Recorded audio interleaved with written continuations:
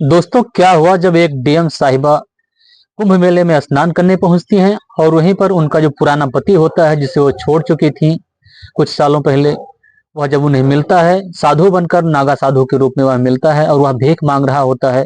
और जब दोनों का आमना सामना होता है तो उसके बाद क्या होता है, कहानी को आगे जानते हैं। दोस्तों, ये कहानी उत्तर प्रदेश के प्रयागराज की है। प्रयागराज के एक गरीब परिवार में एक बच्चे जन्म लेती है और उसका जन्म लेते ही उनके घर का पूरा माहौल बदल जाता है। जैसे वहां पर मातम छा जाता है, लोग काफी दुखी होते हैं क्योंकि उनके घर में पहले से ही 5 बच्चियां जन्म ले चुकी थी। पहले से ही उनके घर में 5 लड़कियां थी और अब उनको लड़के की जरूरत थी, ना कि किसी लड़की की। वह बच्ची के जन्म लेते ही काफी परेशान होते हैं और उसके बाद धीरे धीरे जो बच्ची होती है उसका नाम कविता रखा जाता है। कविता बड़ी होती है। कविता के पिताजी का नाम दीनदयाल और कविता के माता जी का नाम सावित्री होता है। कविता धीरे धीरे बड़ी होती है तो गांव में सरकारी स्कूल में वह पढ़ने जाने लगती है और पढ़ते पढ़ते उसकी जो कक्षाएं होती हैं धीरे धीरे आगे बढ़ती जाती है और उसके जो गुण होते हैं वह धीरे धीरे निखरने लगते हैं। और स्कूल के जो शिक्षक होते हैं उनको जब यह पता चलता है कि यह लड़की काफी तेज है, पढ़ने में काफी होनहार है, तो उसके घर पर उसके जो माँ बाप दीनानाथ होते हैं, सावित्री होती है, उनसे बातचीत करते हैं और बताया करते हैं आए दिन कि तुम्हारी जो बच्ची है काफी समझदार है, काफी तेज है पढ़ने में, इसकी पढ़ाई कभी बंद मत कराना, यह आगे चलकर जरूर कुछ न कुछ करेगी। उसके जो पिता दीनानाथ होते हैं, कविता के पिता दीनानाथ, उनका यह कहना होता है कि लड़की है और मैं लड़कियों को कहाँ तक पढ़ाऊंगा, वैसे भी यह शादी करके दूसरे के घर चली जाएगी और ससुराल में जाकर भी यह चूल्हा चौका ही करेगी। लेकिन उसकी जो माँ सावित्री होती है, सावित्री लड़ झगड़ कर किसी तरह से उसकी पढ़ाई कराती रहती है और धीरे धीरे ऐसा समय आता है कि एक दिन वह 10वीं कक्षा में पहुंच जाती है। जब वह 10वीं कक्षा में पढ़ रही थी, उम्र 16 साल थी, तभी उसके जो रिश्तेदार होते हैं कुछ, उसके रिश्ते की बात लेकर आते हैं। रिश्ते की बात सुनकर उसके पिता जो दीनदयाल होते हैं काफी खुश होते हैं क्योंकि जो रिश्ता था एक अमीर घर से आया हुआ था और वह भी यह चाहते थे कि जितनी जल्दी इसकी शादी कर दी जाए, मेरी सरदर्दी खत्म हो जाए, मेरी जिम्मेवारी खत्म हो जाए। लेकिन जब कविता को इस बात की खबर होती है तो वह दुखी हो जाती है और वह रोने लगती है। अपने माँ से जाकर कहती है कि माँ, अभी तो मैं 16 वर्ष की हूँ, मेरी उम्र भी बहुत कम है और मैं पढ़ लिख कर कुछ आगे करना चाहती हूँ। उसकी माँ भी कुछ सोचती समझती है और जब शाम को उसके पिताजी घर पर आते हैं तो उनके साथ वह बातचीत करती है। जब बात बनती नहीं देखती है तो उसकी माँ जिद करके बैठ जाती है कि शादी नहीं होने दूंगी। जब वह जिद करती है तो जो दीनदयाल होता है उसे काफी मारता पीटता है और जब कविता यह देखती है कि मेरी माँ को मेरी वजह से काफी मार खाना पड़ रहा है तो वह पिघल जाती है और वह अपने पिताजी से कह देती है कि आप जैसे भी जहां भी मेरी शादी कराएंगे मैं कर लूंगी। वह उसके लिए राजी हो जाती है और उसकी जो शादी होती है तय हो जाती है। उधर शादी तय होती है, इधर जो 10वीं की परीक्षा थी वह भी नजदीक आ रही थी। परीक्षा का समय आ जाता है, वह परीक्षा देती है। परीक्षा होने के बाद उसकी जो है शादी हो जाती है, ससुराल चली जाती है। वहां जो उसका पति होता है, बेहद ही घटिया किस्म का उसका पति, जो रोजाना रात को दारू पीकर आता, उसके साथ मारपीट करता और जब वह कुछ बोलती तो उसके परिवार वाले, उसके ससुराल वाले, सास ससुर भी, जितने भी लोग थे, उल्टा उसी को डांटते, उसी को मारते। यह सब रोजाना होता रहता था। उसकी जिंदगी पूरा नरक हो चुकी थी। इसी दौरान एक दिन जब वह अपने मायके घूमने आई हुई थी, तभी पता चलता है उसका जो 10वीं का रिजल्ट था वह आ गया है। उसकी एक सहेली जो कि सरोज नाम होता है, सरोज उसको मिलती है और कहती है कि रिजल्ट आ गया है 10वीं का और तुम जो है पूरे जिला में फर्स्ट नंबर पर हो, प्रथम आई हो। वह काफी खुश होती है। सरोज जो है उसको बधाई देती है। वह खुश होकर उछलने लगती है, लेकिन अचानक ही वह मायूस हो जाती है और आंखों से आंसू टपकने लगते हैं। सरोज अचानक जब ऐसा देखती है तो सोच में पड़ जाती है। कहती है, अचानक तुझे हो क्या गया है? तुम तो फर्स्ट आई हो, इसमें रोने वाली कौन सी बात है? सरोज जब एक बार और पूछती है तो अपनी कहानी, अपनी दास्तान सुनाती है अपने ससुराल की, कि किस तरह से उसका पति रोज रात को आकर उसके साथ कैसा व्यवहार करता है, किस तरह से उसके ससुराल वाले उसके साथ बिहेव करते हैं, किस तरह बर्ताव करते हैं। सारी कहानी सुनाती है। एक लंबी कहानी होती है। उसके बाद जो सरोज होती है वह दुखी हो जाती है और कहती है कि कविता, जितना जल्दी हो सके तू अपने ससुराल को छोड़ दे, या तो भाग जा या तो तलाक ले ले। अपने माँ बाप से कहकर कुछ न कुछ रास्ता ढूंढ ले, क्योंकि तेरी जिंदगी भी बहुत लंबी है और नरक भरी इस जिंदगी से जीने से बेहतर है तू कहीं भाग जा। कविता सुनती है अपनी उस बात को, और उसके बाद दोनों अपने अपने घर चले जाते हैं। तो दोस्तों उसके बाद जो कविता होती है अपने घर चली जाती है, और अपने घर जाकर जब रात को उसके पिताजी घर पर आते हैं तो अपने पिताजी से उस पर चर्चा करती है कि वह तलाक लेना चाहती है, वह वहां नहीं रहना चाहती है। जिस तरह से उसके ससुराल वाले, उसके घर वाले, उसका जो पति है उस तरह से परेशान करते हैं। उसका जो उसके जो पिता दीनदयाल होते हैं वह उसको डांटते हैं, फटकारते हैं और कहते हैं जहां भी कहीं तुमको भेज दिया है तुमको वहीं रहना होगा। और हर घर में ऐसी मारपीट चलती रहती है, दारू शराब तो आम बात है, और तुम्हारे लिए मेरे घर में अब जगह नहीं है, जहां तुमको एक बार भेज दिया तुमको वहीं गुजर बसर करना है। जब उसके पिताजी इस तरह से बात करते हैं तो उसके बाद फिर उसके जो घर वाले बाकी लोग होते हैं वह भी उसकी सपोर्ट नहीं करते हैं, और उसके कुछ दिन के बाद जो कविता होती है अपने ससुराल चली जाती है। वहां जाकर फिर उसके साथ वही बुरे हाल, उसकी जिंदगी नरक की तरह बीत रही होती है। तभी अचानक एक दिन कविता को अपनी सहेली सरोज की बात याद आ जाती है, और वह विचार करने लगती है अपने ससुराल से भाग जाने की। और उसके बाद अपनी वह एक सहेली जो कि दिल्ली में रहकर पढ़ाई कर रही थी क्वार्टर लेकर, उससे बात करती है, और उसके बाद अपने सारे गहने जेवरात जो थे इकट्ठा करती है और रात के समय चुपके से भाग जाती है और दिल्ली जा पहुंचती है उसके पास।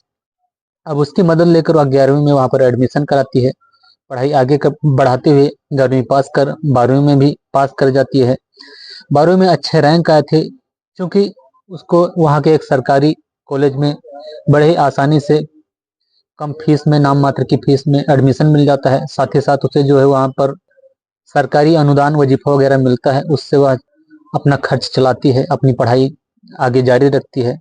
एक दिन बीए करने के दौरान उसके कॉलेज में एक डीएम साहिबा, जो कि अपनी जिंदगी में किस तरह से संघर्ष करके उस पद तक पहुंचती हैं, प्रशासन कर्मचारी बनती हैं, किस तरह से बहुत सारी कठिनाइयों से जूझती हैं, इस कहानी को सुनाने के लिए, वह भाषण देने के लिए अपने उसके कॉलेज में आए हुए थे, वहाँ के बच्चों को उत्साहित करने के लिए, उनका उत्साह बढ़ाने के लिए।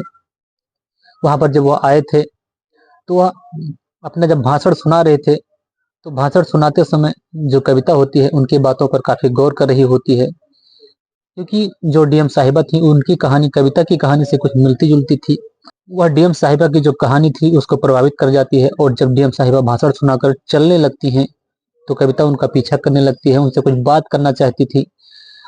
जब कविता को अपने पीछे पीछे आते हुए डीएम साहिबा देखती हैं तो वह रुक जाती हैं और पूछने लगती हैं, बच्चे क्या बात है, तुमको मैं काफी देर से नोटिस कर रही हूँ, तुम कुछ कहना चाहती हो, क्या कहना चाहती हो, खुल के बताओ।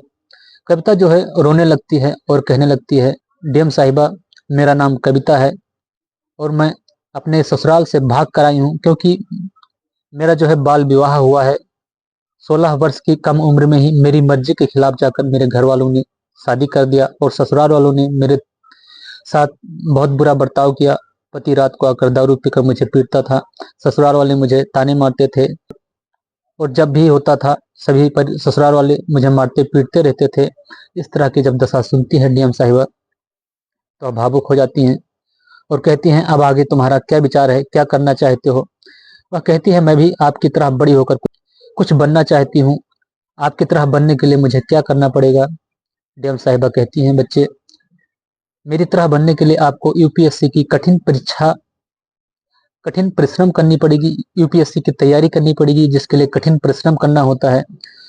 और जिस तरह से तुम्हारी हालात है और जिस तरह से तुम्हारा जज्बा है, जोश है, उसे देखकर मुझे लग रहा है कि तुम इसमें सफल जरूर होगे, तुम एक बार इसमें कदम जरूर रखो।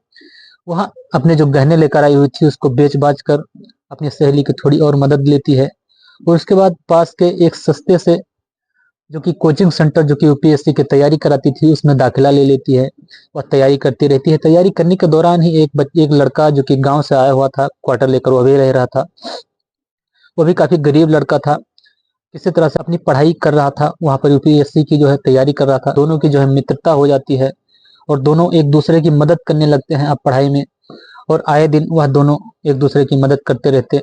प्री एग्जाम तो हो जाता है, दोनों क्लियर कर जाते हैं, पास हो जाते हैं, और इसके बाद जो है मेंस की तैयारी कर रहे होते हैं। इसी दौरान जो है लड़का जिसका नाम रवि होता है, रवि कहता है कि कविता मैं तुम्हें चाहता हूँ, मैं तुमसे शादी करना चाहता हूँ। कविता कहती है कि जरूर कर लेती, लेकिन तो जो है मैं आपको सच्चाई बता दूं कि मैं पहले से ही शादीशुदा हूँ। रवि कहता है कि मुझे उससे कोई फर्क नहीं पड़ता, मुझे उससे कोई परहेज नहीं है। मैं दोबारा, अगर तुम शादीशुदा हो तो अगर तुम दोबारा शादी करना चाहो तो मैं कर सकता हूँ। कविता कहती है ठीक है, पहले मैं अपने जो पहला पति है उससे तलाक ले लूँ, उसके बाद ही मैं ऐसा कर सकती हूँ। वह कहती है कि हम दोनों साथ मिलकर पढ़ेंगे और जब समय आएगा तो हम शादी कर लेंगे। उधर जब मेंस एग्जाम होता है तो कविता उसमें पास हो जाती है, लेकिन जो रवि होता है फेल हो जाता है। काफी दुखी होते हैं दोनों, क्योंकि रवि फेल हो गया था। लेकिन रवि कहता है कोई बात नहीं, तुम पास हो तो यही मेरे लिए बहुत है, मैं अगली बार कोशिश करूंगा। कविता मेंस पास कर जाती है, उसके बाद इंटरव्यू भी पास कर जाती है। अब कविता कहती है रवि से कि मैं जो है तुमसे शादी करना चाहती हूँ, मैं चाहती हूँ डीएम पद की ज्वाइनिंग लेने से पहले मैं तुम्हारे साथ शादी कर लूँ।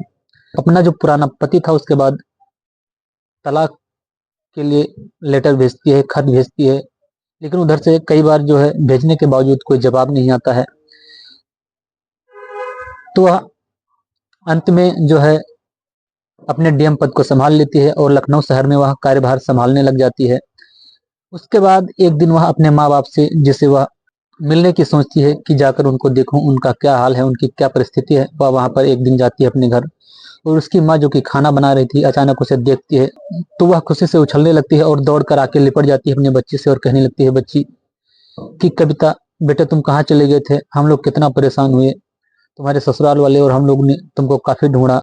कविता कहती है मम्मी, मैं अपने ससुराल से भागकर दिल्ली चली गई थी अपने सपने को पूरा करने के लिए। वहां मैंने कड़ी मेहनत की और उसके बाद मैंने यूपीएससी क्लियर किया और मैं आज डीएम बन गई हूँ। जो उसकी मम्मी होती है रोने लगती है खुशी के मारे, वहाँ उसके जो पिताजी होते हैं वो भी खुशी से उछलने लगते हैं और खुशी के मारे रोने लगते हैं। कहते हैं बेटे मुझे माफ कर देना, मैं मजबूर था, मैं लाचार था, मेरे पास कोई रास्ता नहीं था, मैं और कुछ नहीं कर सकता था, मुझे क्षमा कर देना। वह कहती है कोई बात नहीं पिताजी। अब जो है ड्यूटी करने के दौरान ही एक दिन उसे उसकी जो माँ होती है कहती है कुंभ मेला का समय चल रहा है, चलो कुंभ मेला घुमाते हैं। वह 2 दिन की छुट्टी लेकर अपनी माँ के साथ कुंभ मेला घूमने चली जाती है। और उसी दौरान जब कुंभ मेला में स्नान करके बाहर आती है तभी एक साधु जो कि वहां पर बैठा होता है दौड़कर उसके पैर पकड़ने लगता है और कहता है मुझे माफ कर दो, मुझे क्षमा कर दो। वह डर जाती है कि क्या हुआ अचानक। वह कहती है क्या हुआ महाराज आपको। साधु अचानक अपने मुंह से अपने चेहरे से धूल जो राख लपेटे हुआ था उसको हटाता है। वह कहता है कि मैं तुम्हारा पति। वह देखकर पहचान जाती है कि हाँ यह मेरा वही पति है। कहता है मुझे माफ कर देना, मैंने तुम जैसी अच्छी पत्नी को खोकर बहुत बड़ी गलती की है, मेरे माँ बाप भी तुमको खोकर बहुत पछता रहे हैं, मैं आपसे क्षमा चाहता हूँ। कविता कहती है कि अगर आपने मुझे ठुकराया नहीं होता तो मैं दिल्ली गई नहीं होती, तो आज मैं जो है डीएम बन चुकी हूँ, तो मैं इस मंजिल तक नहीं पहुंच पाती। ऊपर वाला जो भी करता है अच्छा करता है, आप मुझे माफ कर देना जो कि मैं भाग गई थी। और उसके बाद जो है उस साधु से कविता तलाक ले लेती है। तलाक लेने के बाद रवि के साथ शादी कर लेती है और दोनों खुशी खुशी रहने लगते हैं। दोस्तों मेरी एक कहानी कैसे लगी, आप अपने समाज को सुधारने के लिए कुछ इससे अगर सीख मिलती है आपको तो आप कोशिश जरूर कीजिएगा। इस कहानी को सुनकर आपके इसमें क्या विचार हैं आप कमेंट के द्वारा जरूर बता सकते हैं। मैं भोलेनाथ फिर मिलते हैं एक और नई कहानी के साथ, तब तक के लिए जय हिंद जय भारत।